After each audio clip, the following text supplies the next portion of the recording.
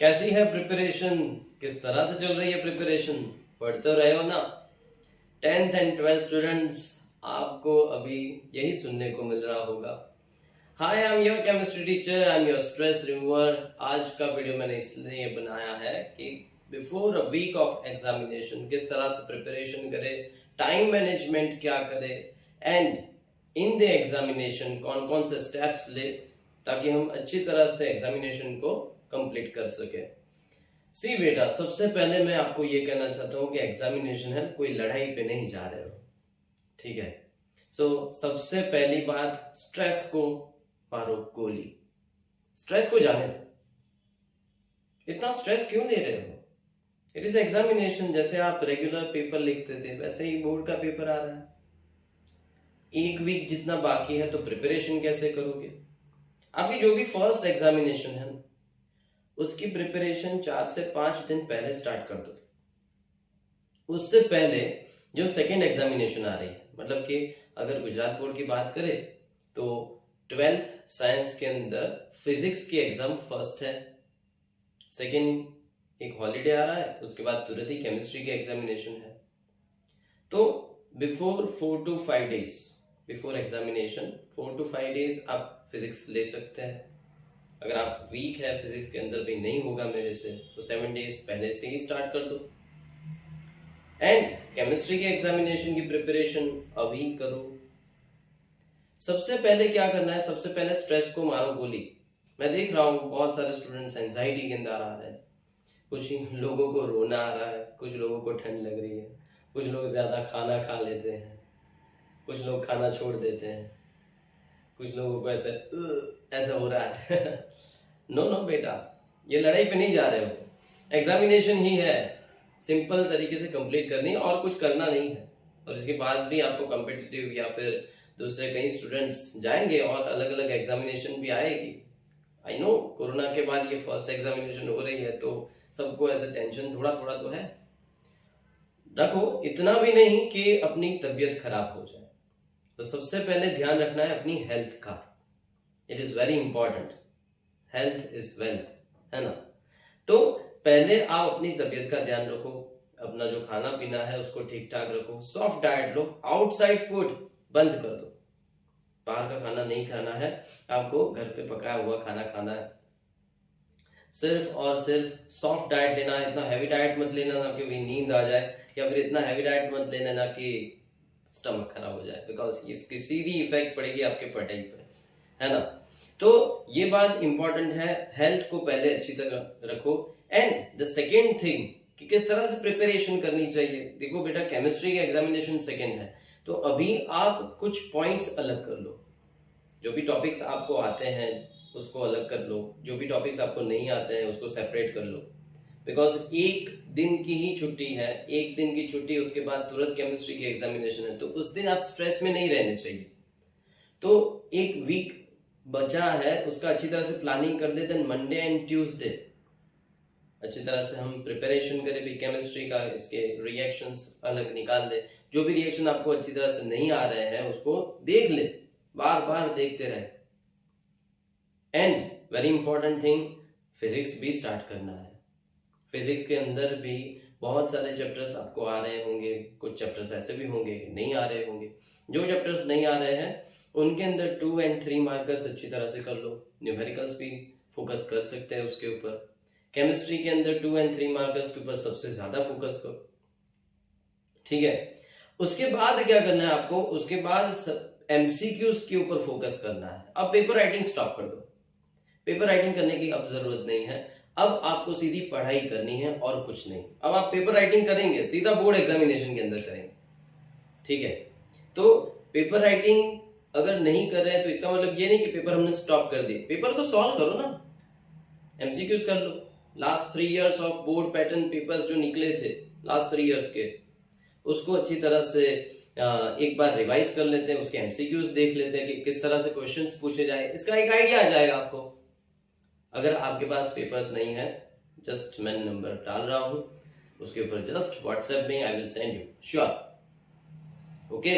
And very important thing, मैं अपनी channel के सारे वीडियोस प्राइवेट से पब्लिक कर रहा हूँ। आपको कोई भी टॉपिक नहीं आ रहा है, उस चैप्टर को आप सर्च करिए, नीचे देखिए बाय फिनोन इंस्टीट्यूट ऑफ केमिस्ट्री, ठीक है, तो आपको समझ में आ ही जाएगा। जैसे कि aldehyde ketones and carboxylic acid है, तो aldehyde ketones and carboxylic acid by फिनोन इंस्टीट्यूट ऑफ केमिस्ट्री, पीछे केमिस्ट्री लिखना ना भूलना, या फिर प्रिनेश आचार्य करके भी सर्च कर सकते हैं। आपको फ्री ऑफ कॉस्ट मैं आपको दे रहा हूं, आप उसको देख के समझ सकते हैं। लास्ट मिनट के ऊपर आप स्ट्रेस ना ले, मैं आपका स्ट्रेस रिमूवर ही हूं।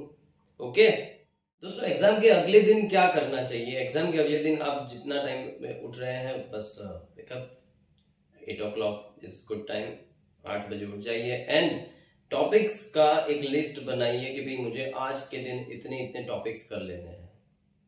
जो भी टॉपिक आपको बहुत हार्ड लग रहे हैं उसके ऊपर थोड़ा कम टाइम दे, क्योंकि अब तक नहीं आया तो अब क्या आएगा। एंड जो भी टॉपिक्स आपको बहुत अच्छी तरह से आ रहे हैं उसका बार बार रिवीजन करते रहिए, इसकी वजह से आपका जो कॉन्फिडेंस है वो बहुत हाई हो जाएगा। उसको लिख लो एक बार, 2 and 3 मार्कर्स के ऊपर अभी भी कह रहा हूं, ज्यादा फोकस करो। फिजिक्स के न्यूमेरिकल्स, केमिस्ट्री के जो रिएक्शंस हैं उसके ऊपर ज्यादा फोकस करो, ठीक है। जो आपको आ रहे हैं अच्छी तरह से उसके ऊपर आप कॉन्फिडेंस क्यों नहीं बढ़ा, तो उसके ऊपर आप कॉन्फिडेंस बढ़ाइए। एमसीक्यूज, जिस चैप्टर बहुत हार्ड लग रहा है उसके एमसीक्यूज 1-2 बार देख लो, फिर भी अगर आपको डाउन लग रहा है आपका कॉन्फिडेंस, देन उसे जाने दो, वो नहीं पूछा जाएगा, ऐसा ही मान लो। भगवान के ऊपर भरोसा रखो, आपका कॉन्फिडेंस अब करना है, उस दिन पे आप डिमोरलाइज नहीं होने चाहिए। याद रखने वाली बात है, उस टाइम के ऊपर आपका मोरल जो है वो अप रहना चाहिए। तो इसकी वजह से आप क्या करेंगे, तो इसकी वजह से आप अच्छी तरह से लिख पाएंगे। जो भी टॉपिक्स आपको अच्छी तरह से आते हैं उसको एक बार लिख लो, उसके अंदर कोई गड़बड़ तो नहीं हो रही है वो एक बार चेक कर लो। टेक प्रॉपर स्लिप, फिर ऐसा नहीं कि बस आप लर्न करते ही जा रहे हैं और रात का 1 बज गया 2 बज गए, नहीं, दूसरे दिन आपको एग्जामिनेशन भी देनी है। टेक प्रॉपर स्लिप, क्योंकि अगर माइंड अगर शांत होगा और उसको प्रॉपर स्लिप मिल गई होगी तो वो बहुत अच्छी तरह से एक्टिव रहेगा। और ऐसा नहीं है कि एक एग्जामिनेशन दे दी तो दे दी, फिर तो कोई काम है ही नहीं, फिर बैक टू बैक एग्जामिनेशन आ रही है ना, तो उसके ऊपर आपको फोकस करना है। एग्जाम के दिन क्या करना चाहिए? एग्जाम के दिन मैं देख रहा हूं जब स्टूडेंट्स सुबह उठते हैं स्ट्रेस में आ जाते हैं, आज तो मेरी एग्जामिनेशन है, मैं कर पाऊंगा नहीं कर पाऊंगा, मुझे बहुत रोना आ रहा है। नहीं बेटा, ऐसा नहीं। बहुत अच्छी तरह से बस भगवान पे भरोसा रखो, हमने जो किया है वही आने वाला है, हमने जो लर्न किया है बस वही पूछा जाएगा और कुछ नहीं पूछा जाएगा। एंड फ्रेंड से तो दूर ही रहो, बिकॉज उसने कुछ अलग किया है, आपने कुछ अलग किया है। वो बोलेगा ये किया, आप बोलेंगे नहीं, आप स्ट्रेस में। आप बोलेंगे ये किया, वो स्ट्रेस में। सो ऐसा नहीं करना है। एग्जाम के दिन क्या करना है, भगवान का नाम लेके बस आप जो भी भगवान को मानते हैं बस उसी के ऊपर आप भरोसा रखिए एंड एग्जाम के लिए चल दो।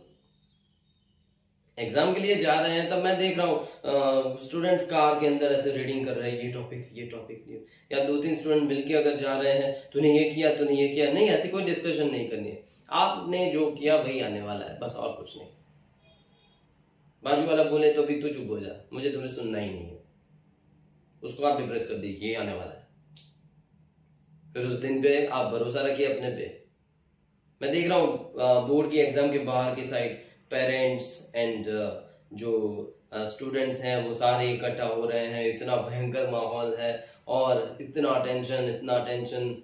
एग्जामिनेशन का जैसे ही बेल बजता है उससे पहले तो बस हाथ में ऐसे सबकी बुक्स होती है, यार ये नहीं याद हो रहा, यार ये नहीं याद हो रहा, यार ये नहीं याद हो रहा, तूने ये किया। अरे भाई क्यों पैनिक हो रहे हो? जो आपने घर पे किया वही वहां पे है और तो कुछ है नहीं। बुक्स को अंदर रख दो। फिर भी आपको देखना है एक बार आपका जो वीक पॉइंट है, अगर आपको ऐसा लगता है कि हाँ मुझे ये रिएक्शन लगे, ऐसा आने वाला है, तो लास्ट मिनट के ऊपर उसको देख लो, फिर बुक्स को अंदर रख दो और भगवान के ऊपर भरोसा रखो। अच्छी ही जाने वाली है एग्जामिनेशन, मुझे सब कुछ आता है, ऐसा रखना। और कुछ करने की जरूरत ही नहीं है। आप एग्जामिनेशन हॉल के अंदर जा रहे हैं, एग्जामिनेशन हॉल के अंदर जैसे ही आप पहुंचते हैं, हॉल टिकट लेना मत भूलना। और जो भी सारी चीजें चाहिए मैं डिस्क्रिप्शन बॉक्स के अंदर डाल रहा हूँ, उसको अच्छी तरह से याद करके लेकर ही जाइए। एंड जब निकलते हैं तब ये एक स्क्रीनशॉट ले लेना इसका और उसको खास चेक कर लेना, ये आपको हेल्पफुल होगा। एग्जामिनेशन हॉल के अंदर आप चले गए, उसके बाद आपको 15 मिनट पेपर रीडिंग का टाइम मिलेगा। सबसे इंपॉर्टेंट बात कह रहा हूं बेटा, अगर पेपर रीडिंग का टाइम मिल रहा है तो पेपर रीडिंग इसलिए है ताकि आप एक सिनारियो क्लियर कर सके कि हाँ मुझे इतने मिनट्स के अंदर ये कंप्लीट करना है। इसका मतलब ये नहीं कि आप पेपर देख के डर जाओ। कई बार कैसे होता है कि पेपर होता तो इजी है लेकिन जैसे ही हाथ में आ जाता है हम ब्लैंक हो जाते हैं। ब्लैंक नहीं होना है, तब ब्लैंक नहीं होना है, दूसरा मौका नहीं है। सीधी सी बात है, इट इज रेस। सब लोग रेस के अंदर है, हम भी रेस के अंदर है। रेस के अंदर दौड़ेंगे नहीं तो पीछे ही आने वाला है। कोई कम दौड़ सकता है, कोई ज्यादा दौड़ सकता है, तो दौड़ो ना, स्टॉप क्यों होना है। उसको देख लो, एमसीक्यूज अच्छी तरह से देख लो। जितने भी एमसीक्यूज आपको अच्छी तरह से आ रहे हैं, ओवर कॉन्फिडेंट मत हो जाना। उन स्टूडेंट्स की बात मैं खास कहना चाहूंगा जिनके जनरली 90% आते हैं, जो बहुत ही होशियार है, भगवान की देन है उनको। बेटा ओवर कॉन्फिडेंट मत हो जाना पेपर देख के। एमसीक्यू का आंसर ए है तो अच्छी तरह से देख के आप ए के ऊपर मार्क लगाएंगे। कई बार मैंने देखा है स्टूडेंट बहुत होशियार है, यहाँ पे मार्क करता है ए, आंसर होता है ए, लेकिन यहाँ पे मार्क कर देता है बी। नहीं, कॉन्फिडेंस रखो। ओवर कॉन्फिडेंस भी बहुत बुरी चीज है एंड लेस कॉन्फिडेंस तो उससे भी बुरी चीज है। आपको जो आता है उसके ऊपर भरोसा रखिए एंड अच्छी तरह से देखिए भाई ये पूछा गया है, ओके इसका आंसर ये आ रहा है, मार्क करिए, रिलैक्स। कुछ बार ऐसे भी हो सकती है कि थियरी पोर्शन के अंदर आपको कुछ चीजें नहीं आ रही हैं और आपने पहले से ही देख ली, तो थियरी पोर्शन वाली जो चीज है वो एमसीक्यू के ऊपर उसकी कोई इम्पैक्ट ना आए, उसका खास ध्यान रखना है, उसकी कोई इफेक्ट नहीं होनी चाहिए।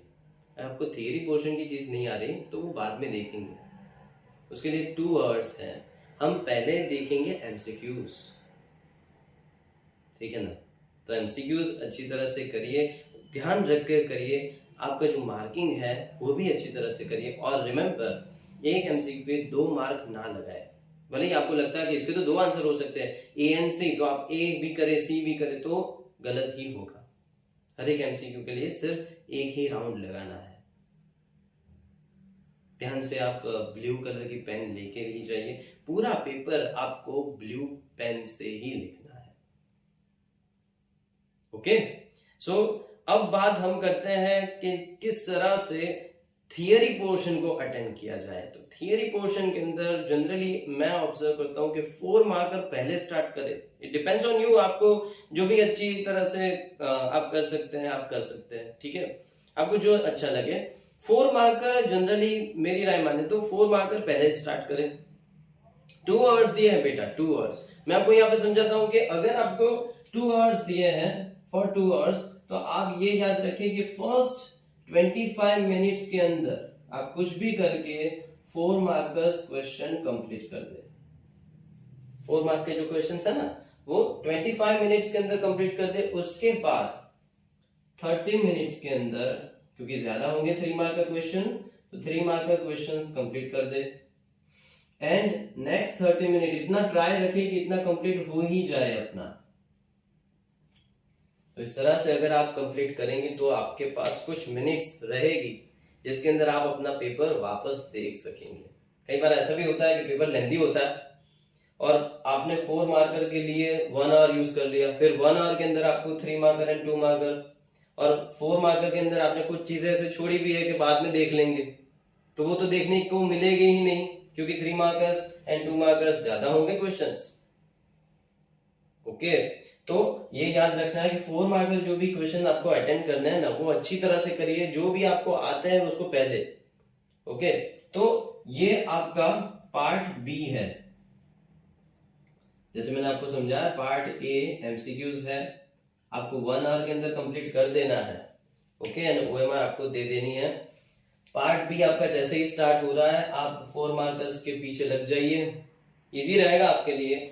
अगर आप 4 मार्कर क्वेश्चन पहले अटेंड करते हैं तो 3 मार्कर्स एंड 2 मार्कर्स के लिए आपको याद रखना है 30 एंड 30 मिनट्स हमने अलॉटमेंट दिया है। तो इसका मतलब ये है कि ये आपका सेक्शन मैं यहाँ पे लिख रहा हूँ, ये सेक्शन ए है, सेक्शन बी है, सेक्शन सी है, तो आप उसको हेडिंग डालिए सेक्शन सी एंड लिखिए 4 मार्कर क्वेश्चंस एंड उसके बाद स्टार्ट करिए 4 मार्कर क्वेश्चंस। अच्छी तरह से नंबरिंग करना, और अगर आपको लगता है कि मैं 4 मार्कर लिख लूं, उसके बाद मुझे अगर टाइम मिलेगा तो मैं 5th क्वेश्चन अटेंड करूंगा, तो उसको पीछे ना जाने दो बेटा, थोड़ी जगह छोड़ दो, चेक होगा, डोंट वरी। और बहुत सारे स्टूडेंट्स को ऐसे पता नहीं है कि अगर आप 1 2 3 4 क्वेश्चंस अटेंड करते हैं, उसके बाद अगर आपको आता है कि 5th क्वेश्चन, तो स्टूडेंट्स ऐसे मान लेते हैं कि 5th क्वेश्चन के मार्क्स नहीं गिने जाएंगे। बेटा जो ज्यादा होंगे वो गिने जाएंगे। अगर आपको फर्स्ट के अंदर 3 मार्क्स मिले, इसके अंदर 4 मार्क्स मिले, 4 मार्क्स मिले, 4 मार्क्स मिले, और इसके अंदर भी 4 मार्क्स मिले, तो ये 3 मार्क्स जो है ना, उसके ऊपर सर्कल हो जाएगा, वो नहीं गिना जाएगा। जो ज्यादा मार्क्स होंगे वो गिनेंगे। तो बेटर है, अगर आपके पास टाइम है तो व्हाई टू वेस्ट टाइम, आप ज्यादा क्वेश्चन अटेंड कर लिए। ओके, ऐसे ही सेम टू सेम 3 मार्क का क्वेश्चन, ऐसे ही सेम टू सेम 2 मार्क का क्वेश्चन।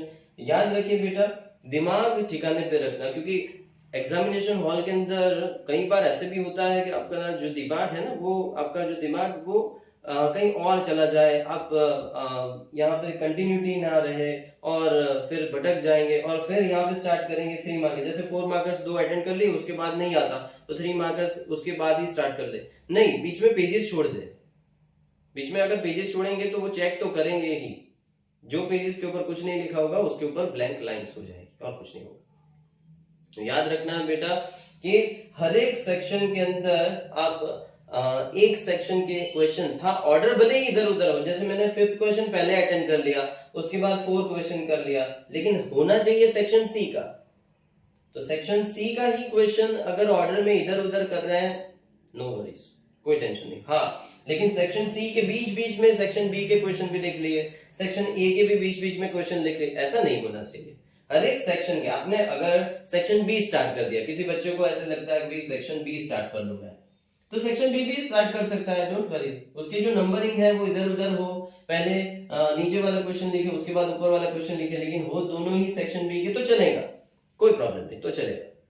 हाँ, लेकिन मैं ये कहना चाहता हूँ कि पहला क्वेश्चन सेक्शन सी का लिखा, सेक्शन बी का उसके बाद तुरंत ही लिख दिया, फिर वापस सेक्शन सी का लिखा, ऐसा ना करो, ऐसा ना करो। इससे जो पेपर चेकर है वो परेशान हो जाते हैं, और उसका जो भी प्रॉब्लम है वो आपके मार्क्स के ऊपर इम्पैक्ट करता है। तो ये सारी चीजें इंपॉर्टेंट है। दूसरी बहुत इंपॉर्टेंट चीज, अगर आपको वो क्वेश्चन नहीं आ रहा और मतलब आप ब्लैंक हो गए हैं, तो बंद करके बैठ ना जाओ। मैं सुपरविजन में देख रहा हूं बहुत सारे बच्चे ऐसे हैं, सर नहीं आता, आप बंद कर दो। तो मतलब क्या नेक्स्ट ईयर करोगे? ऐसा नहीं, ट्राई करो ना, आपके पास नॉलेज है, उस टॉपिक के रिलेटेड आपको जो भी कुछ आता है लिखो, लिखोगे तो मार्क्स आएंगे। We are just trying. मैं एग्जांपल लेता हूं, जैसे वर्नर्स का प्रिंसिपल, वर्नर प्रिंसिपल के 4 पॉइंट्स है, लेकिन 4 पॉइंट्स आपको पता है, 4 पॉइंट्स, लेकिन आप ब्लैंक हो गए, आपको एक भी पॉइंट पता नहीं है, लेकिन आपने सुना था हाँ आपकी प्राइमरी वैलेंसी, सेकेंडरी वैलेंसी जैसा कुछ होता है, तो उसके ऊपर कुछ ना कुछ तो लिखो, भले जो भी 1 मार्क आए, 2 मार्क्स आए। छोड़ क्यों दे रहे हो? ब्लैंक छोड़ोगे तो 0 कंफर्म है, कुछ लिखोगे तो या तो 0 आएगा या तो कुछ ना कुछ मार्क्स तो आएंगे। ब्लैंक नहीं छोड़ना है, ब्लैंक नहीं छोड़ना है। कोई भी क्वेश्चन हो, आपको ब्लैंक नहीं छोड़ना, आपको कुछ ना कुछ तो इसके ऊपर लिख ही देना है, मतलब उसके रिलेटेड लिखना है। हाँ? गाने वाने नहीं लिखना है। और हाँ, एग्जामिनेशन हॉल के अंदर जैसे ही आप एंटर हो रहे हैं, मुझे सब कुछ आ रहा है, मुझे सब कुछ आता है, मुझे सब कुछ आता है, मुझे सब कुछ आता है, मुझे सब कुछ आता है, धीरे धीरे ऐसा होगा, मुझे कुछ आता है, मुझे कुछ आता है, मुझे कुछ आता है, मुझे कुछ आता है। यार मुझे कुछ आता है कि नहीं आता? मुझे कुछ भी नहीं आता, मुझे कुछ भी नहीं आता, ऐसा नहीं, मजाक कर रहा हूँ। Positive thinking is a good way. Positive thinking रखना है, मेरे कहने का मतलब सिर्फ ये है, पॉजिटिव थिंकिंग रखना। ओके, फिर आपको ये भी ध्यान रखना है कि अफवाहों से दूर रहे, रूमर्स। ये क्वेश्चन तो आने ही वाला है, अगले दिन आपके फ्रेंड का फोन आ जाए, मेरे पास पेपर आ गया। भाई किसी के पास पेपर नहीं आया, आपने जो प्रिपरेशन करी उसके ऊपर फोकस करो। या फिर आपको फिर भी लगता है कि वो पेपर आ जाए, तो पूरा दिन उसके ऊपर फोकस ना करना, फिर उतने क्वेश्चन एक बार देख लो, चलो कोई बात नहीं, चलो वो पेपर आने वाला है, ठीक है। तो ये बात इंपॉर्टेंट है, एग्जामिनेशन हॉल के अंदर खुद के ऊपर भरोसा रखे। पीछे वाला अगर आपको कह रहा है अरे भाई फर्स्ट क्वेश्चन का आंसर बी है, तूने ए लिख लिया है, तू ए क्यों कर रहा है, बी कर ले, आपने एमसीक्यू अगर टिक मार्क नहीं किया बाकी है, आप उसकी क्यों मान रहे हैं, आप खुद की मानिए ना, खुद के ऊपर भरोसा रखिए। और कॉपी करने का मत सोचिए, उसको पूछ लूंगा, इसको पूछ लूंगा, ऐसे प्लानिंग के अंदर टाइम वेस्ट कर रहे हो, उससे अच्छा 2 थियरीज पढ़ लो बेटा। खुद के ऊपर भरोसा रखो, आप जो लिखोगे वो सही ही होगा। ओके, आपने बहुत अच्छी तरह से प्रिपरेशन करी है, आपका पेपर अच्छा ही जाने वाला है, आपको टेंशन लेने की कोई जरूरत नहीं है, ऐसे थिंकिंग रखो। एंड रिलेटिव्स, जो बच्चे की एग्जाम है उनके रिलेटिव्स, उनको बार बार आके कुछ गिफ्ट कर रहे हैं, उसको ऐसे बोल रहे हैं बेटा कैसी है प्रिपरेशन, रिलेटिव्स को मैं सिर्फ और सिर्फ इतना कहना चाहता हूँ कि उनका हौसला बढ़ाना है। Okay, no problem, don't waste her और हिज टाइम। सिर्फ आप उसको एक फोन कर देंगे या फिर आप एक मैसेज भी छोड़ देंगे, उसका हौसला बढ़ जाएगा, आपको टाइम वेस्ट करने की कोई जरूरत नहीं है। Remember the very important thing, hall ticket लेना मत भूलना, बिकॉज हॉल टिकट भूल गए तो आपको एंटर नहीं करने देंगे। तो हॉल टिकट आप जब एग्जामिनेशन के अंदर जा रहे हैं तब भी लेके जाइए, जब आप निकल रहे हैं तो भी एक बार चेक कर लेना, बिकॉज नेक्स्ट एग्जामिनेशन उसी के ऊपर आने वाली है, ठीक है। नेक्स्ट एग्जामिनेशन के लिए हॉल टिकट तो चाहिए ही चाहिए। हॉल टिकट आकर घर पे आकर देखना कि नेक्स्ट एग्जामिनेशन कौन सी है, फिर ऐसा ना हो कि केमिस्ट्री के एग्जाम है, आपने मैथ्स की प्रिपरेशन स्टार्ट कर दी या फिर बायोलॉजी की प्रिपरेशन स्टार्ट कर दी। याद रखना, जो भी डेट है आप प्रिपरेशन कर रहे हैं, एक बार उसे देख लेना है, उसके बाद प्रिपरेशन स्टार्ट कर देनी, आपकी एग्जामिनेशन बहुत अच्छी जाए। ओके, अगर आपको कुछ भी प्रॉब्लम है, you can call me, you can WhatsApp me on this number. मैं आपको वापस नंबर यहाँ पे रख रहा हूँ, ओके, नोट डाउन कर लीजिए। एंड ऑल द बेस्ट, मैं आपके साथ हूँ, भगवान आपको हेल्प करेगा, आपकी एग्जामिनेशन अच्छी जाएगी। All the very best.